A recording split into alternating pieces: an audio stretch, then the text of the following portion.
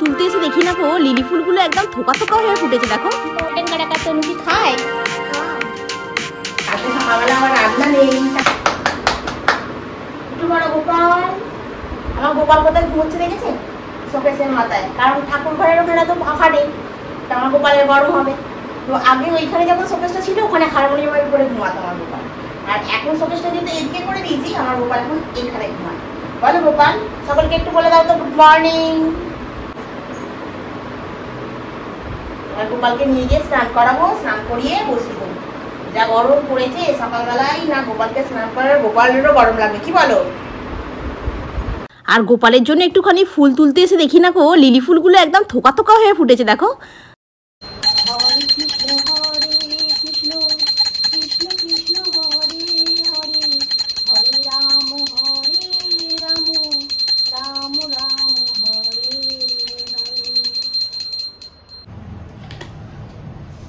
কালকে মাছটা আসার সময় নিয়ে এসেছিলাম রবিবার দিনকে, সেহেতু আজকে একটু নুন হলুদ সকাল সকাল মাখিয়ে নি।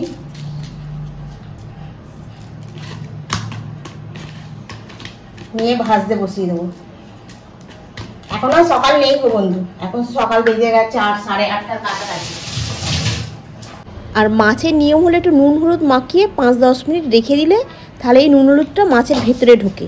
আমার তো সে উপায় নেই, মানে মাখিয়ে নিয়েই ভাজতে শুরু করে দিতে হবে, নাহলে টাইম পাবো না। মাখানো হয়ে গেল, একটু তেল দিয়ে দিই, মাছটা ভাজতে হবে।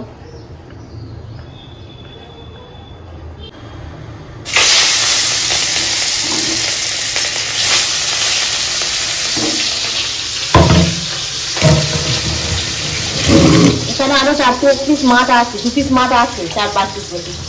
আর চিংড়ি মাছও আছে, কালকে চিংড়ি মাছও নিয়ে এসেছিলাম। তুমি একদিন বলছিল লাউ চিংড়ি খাবো, তো জল দিয়ে ভিজিয়ে রেখে দিয়েছিলাম। এখন এটাকে আবার জলটাকে ফেলে দিয়ে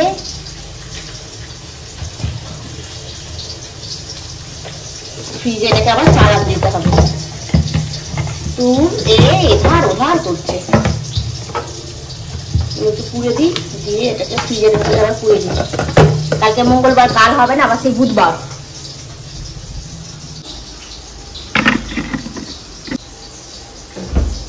মর্নিং বন্ধুরা, আশা করি তোমরা সকলেই খুব ভালো আছো, আমিও খুব ভালো আছি।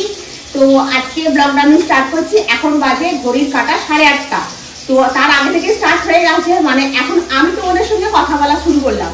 তো বেশিক্ষণ কথা বলা যাবে না। আর কালকে রাত্রে চিয়া সিড ভিজিয়ে রেখে দিয়েছিলাম, গরম জল ওখানে করে নিয়েছি। সকালবেলা এটা আজকে আমি ঘুম থেকে উঠে এটা খেয়ে নিই অন্যদিকে। আর আজকে আর খাওয়া হয়নি, কেন কি আজকে স্নান টান করে আগে পুজোর দিকে চলে গেছিলাম। পুজো টুজো করে বাকি কাজ মিলিয়ে পুজো করে নিয়েছি, নিয়ে এরপর চিয়া সিডটা এর মধ্যে ঢাললাম। এখনো রান্না হয়নি আজকে। তো গরম জলটা মিশিয়ে দিই, গরম জলটা অনেক গরম হয়ে গেছে, একটু আবার ঠান্ডা জল মেশাতে হবে, নাহলে আর খেতে পারবো না।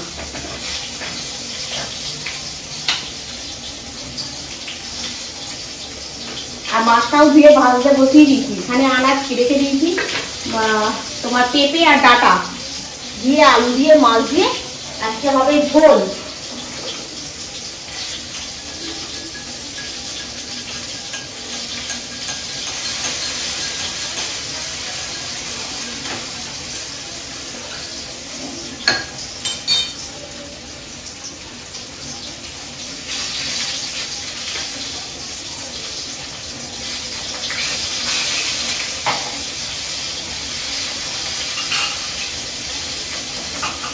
যে কোনো উপকারী জিনিস খেতে একদম ভালো হয় না, সেটা নাক কান মুখ চেপে খেয়ে ফেলতে হবে।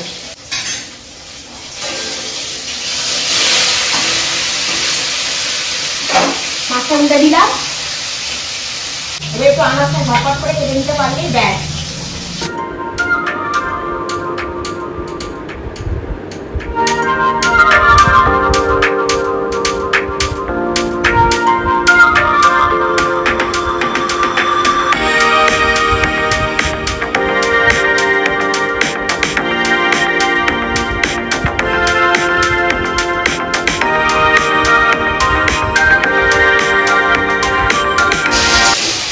মাছটা ভাজাটা কমপ্লিট হলো, আনাজটাও কাটা হয়ে গিয়ে ধুয়ে রেখে দিয়েছি। এবার এই গরম তেলের মধ্যেই আনাজটা ছেড়ে দেবো, দিয়ে একটু ভালো করে ভেজে নিয়ে আর একটু আদা, একটু জিরে, একটু ধনে দিয়ে দেবো। কিন্তু এটা ততক্ষণ ভাজাটা হোক। তো এর মধ্যে গোটা জিরে রয়েছে, এই জিরেটাকে এখন আমাকে গুঁড়াতে হবে। জিরেটা পুড়িয়ে গেছে, ঝোল করবো তো ঝোলেতে জিরে গুঁড়ো দরকার। এখন এই ভাঙা মিষ্টিটাতেই একটু গুঁড়িয়ে নিই, মিষ্টিটা একটু মুছে নিই। কি বলতো এখানটা ফেটে গেছে না, যার জন্য মেন সমস্যাটা হয়। এটা কিনবো, কালকে জিজ্ঞাসা করে এসেছি দোকানে, 350 টাকা দাম বলছে একটা জারে। একটা 350 টাকা দিয়ে জার কিনে নেবো, কারণ আমার মেশিন তো ভালো আছে না, শুধু শুধু এতে এখন পয়সা ইনভেস্ট করলে হবে না। আমাদের মধ্যবিত্ত সংসারে একটু বুঝে চালাতেই হয়, তাই না? না চালালে মাসের শেষে চাল পড়ে যাবে, কি করবো না করবো বুঝে যাবে না। তবে 7.5 আজকে মাসের 1 তারিখ শুরু হলো, ওই আসছে আবার কাল।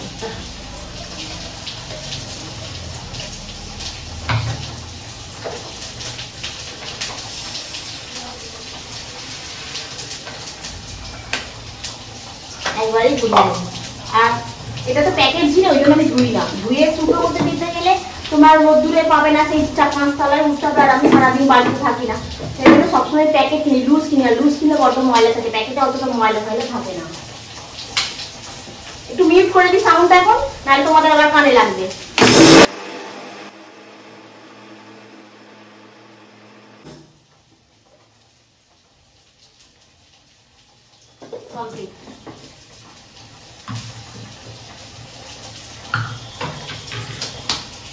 কিছু থালার উপরে রেখে ঢালি, নাহলে আবার পড়লে না আর তুলতে পারবো না, মানে জল ফল থাকে তো এখানটায়।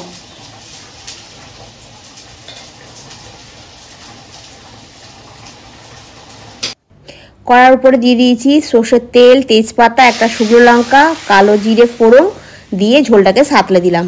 ব্যাস, একটু নেড়ে দিলেই আজকে সকালের রান্নাটা আমার কমপ্লিট হয়ে যাবে। এ দেখো তনু আজকে চা নিয়ে আসছে অনেকদিন পর। আর তনুর জন্য আমি কি এনেছি, মটন কড়াকা। তনু কি খায়? গুড ইভিনিং বন্ধুরা, এই সবে অফিস থেকে ফিরলাম। ফিরে তনু আজকে আমার জন্য অনেকদিন পর চা করে নিয়ে আসলো। আর তনুর জন্য আমি পাপড় নিয়ে এসেছি, কারণ সেদিনকে কলেজ স্ট্রিট থেকে আসার সময় ও বলছিল, কলেজ স্ট্রিট থেকে না, যেদিনকে সেই এইতে গেছিলাম, মেট্রোতে গেছিলাম না, মেট্রোতে গেছিলাম, সেদিনকে আসার সময় তনু বলছিল পাপড় কিনবে, পাপড় কিনবে। পাপড় কেনা হয়নি সেদিনকে, এত ট্রেনে ভিড় ছিল। আজকে ট্রেনটা ফাঁকা ছিল, স্টেশনে বসেছিলাম। আজকের জন্য দুজনের জন্য 2 প্যাকেট পাপড় নিয়ে চলে এলাম। এখন চাটা তনু করে নিয়েছে, চাটা এখন খাই, খেয়ে দে তারপরে আবার যাবো রান্নার কাজে। চলে এলাম, এসে ভালো করে পরিষ্কার করে বাসনগুলো ধুয়ে মেজে রাখলাম এখানে। আর এখানে যেগুলো ছিল আমার জুসারটা মিক্সারটা, এগুলো আমি এখানটাতে রেখে দিয়েছি, মানে বাসন মাজার যে স্ট্যান্ডটা দেখাচ্ছি ওইখানটা আমি গুছিয়ে রেখে দিয়েছি। আর বাসনগুলো মেজে রাখলাম, দুধটা গরম করে দিয়েছি, কালকে যেহেতু দই বসাবো। আর এখানে তেল লঙ্কা করে রেখেছি, এখানে আলু চচ্চড়ি হচ্ছে আর ভাত বসিয়েছি। কালকে হচ্ছে আমাদের এখানে ঠান্ডার উপর, তো কালকে যেহেতু ঠান্ডার উপর তার জন্য কালকে পান্তা ভাত খেতে হবে। লঙ্কা ঝাঁট দিচ্ছে তো সেই জন্য এই কালকে সবকিছু মেজে ধুয়ে পরিষ্কার করে রান্নাটা বসাতে হবে। সকালবেলা মাছ হয়েছিল, সেই জন্য সব মাছের যা বাসন টাসন সব পড়েছিল বেসিনে, চা ফা খেয়ে একটু বসিনি, না বসে আগে চলে এলাম। এগুলো সমস্ত কিছু গুছিয়ে কাজটা করে নিয়ে, আর এখন তরকারিটা হয়ে গেলে সকালবেলা কিছু জামা কাপড় ধুয়েছিলাম, ওগুলো শুকায় পড়ে আছে, এখন ওগুলো মুছবো, গুছিয়ে রাখবো। কালকে সকালবেলা আবার রান্না নেই, কালকে কিছু কাজ আছে ওগুলো করবো টুকিটাকি, কিন্তু সকালবেলা কালকে রান্নাটা নেই। এটা একটা অনেক বড় নিশ্চিন্তের ব্যাপার। একটা জিনিস ভুলে গেছে, আজকে ফুল নিয়ে এত মনে নেই, কারণ কালকে তুলসী পাতা দিচ্ছি দিয়ে পুজো হবে, ভুল হয়ে গেল এটা। তরকারিটা হচ্ছে হোক, তখন গিয়ে পাখার তলে একটু বসি, বসে বসে একটু জামা কাপড়গুলো গুছিয়ে নিই। কালো শাড়িটা হচ্ছে তোমার তনু পরে গেছিল রং খেলতে, আজ সকালবেলা কেচে ধুয়ে আর ব্যালকনিতে মেরে দিয়ে গেছিলাম। রং খেলেছে তো, রং খেলতে তো একটুখানি আবির লাগিয়েছিল গালে, আর এই জায়গাটাতে পড়েছিল, ওই জন্য বলেছিল একটা কেচে দিও, তো ওই জন্য আজকে কেচে ধুয়ে আর শুকনো করতে দিয়ে গেছিলাম।